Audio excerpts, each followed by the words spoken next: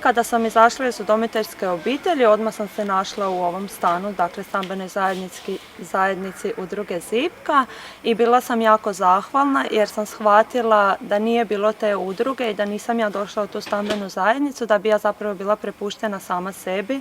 Morala bi sama pronalaziti stan i razmišljati gdje ću naći posao, kako ću i kamo ću.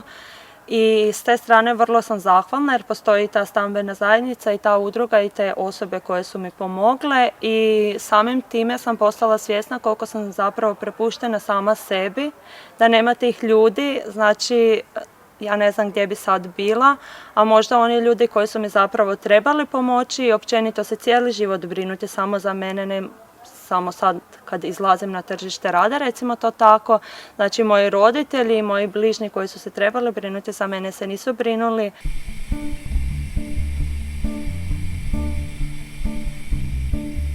Jedino što se nudi nakon završetka fakulteta je stručno osposobljavanje, znači bez tog stručnog osposobljavanja nemaš nikakvo iskustvo i teško da će te netko primiti.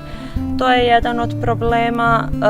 Zatim možda neki nedostatak samouvjerenosti u svoje znanje, pa tako evo potrebne su te neke određene možda i edukacije i pomoć drugih da te potaknu i usmjere da bi ti zapravo pronašao svoj posao i možda područje rada koje te zanima.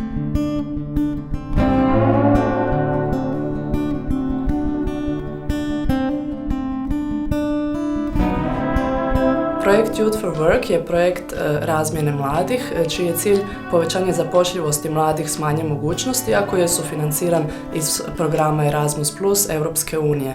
U projektu su sudjelovale 3 partnerske organizacije, i to Forum za kvalitetno udomiteljstvo djece iz Hrvatske, koji je ujedno i nositelj projekta, te SOS društveni centar Herman Gmeiner iz Bosne i Hercegovine i Crveni krst Sombor iz Srbije. Svrha projekta Youth for Work je osnaživanje mladih koji se nalaze u udomiteljskim obiteljima ili su nakon svoje punoljetnosti izašli iz sustava socijalne skrbi. Ujedno cilj je potaknuti razvoj njihovih vještina i kompetencija koji su važni za uspjeh na tržištu rada, ali će im ujedno i pomoći u svakodnevnom životu.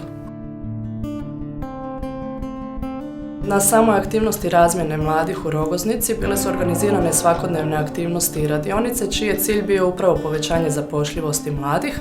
Neke od obrađenih tema bile su problemi nezaposlenosti mladih, zatim usvajanje važnih komunikacijskih vještina ili pak vještina nošenja sa stresom i neugodnim situacijama u životu, pisanje životopisa, priprema za intervju za posao ili pak kvalitetno provođenje vremena u smislu volontiranja i sličnih aktivnosti.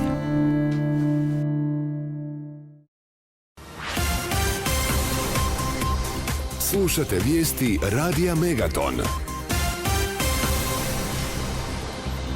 Već se dugi niz godina bavim volonterstvom.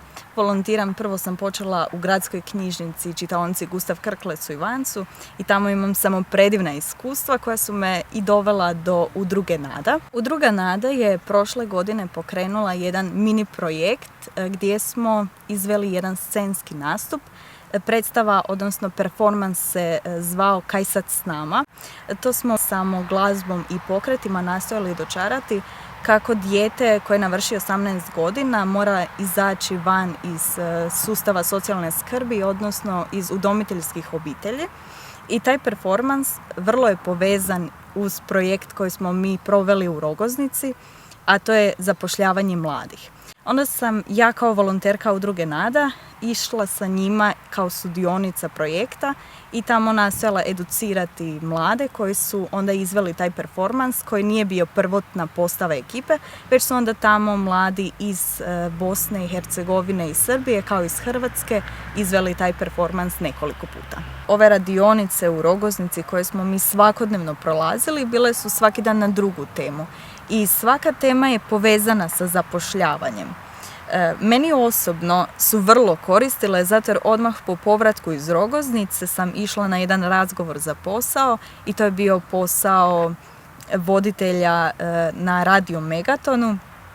Čitala sam vijesti, emisije, bila sam kao drugi voditelj u radijskom duetu.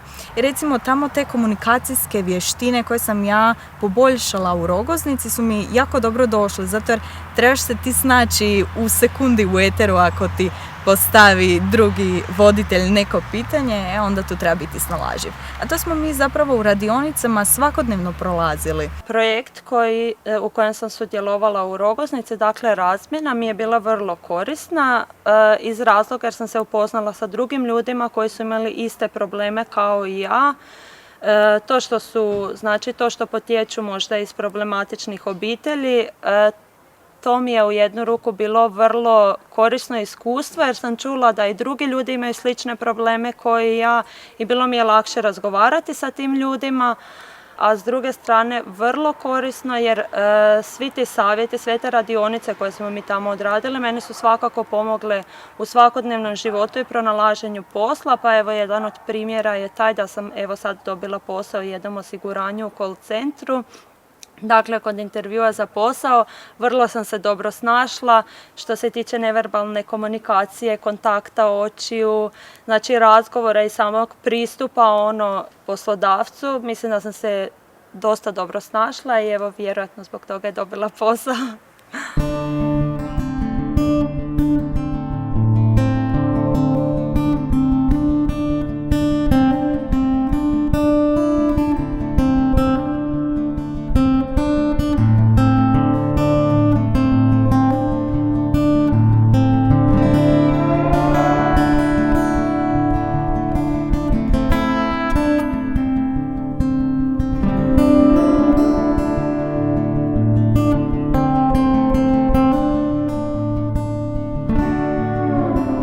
Slušate vremensku prognozu.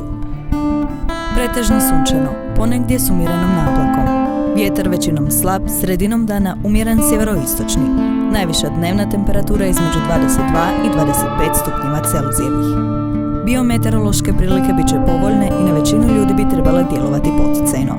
Slušali ste vijesti.